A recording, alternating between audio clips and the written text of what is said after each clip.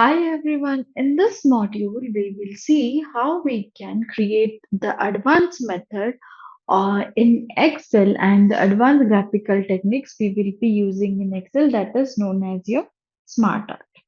Now let us go ahead in Excel and explore this new tool in Excel to see how we can create interactive drop down menu, interactive list and everything. Now, first of all, we have to go to Insert.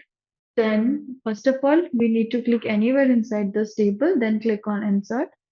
Then, search for the small icon that tells you to insert a SmartArt graphic.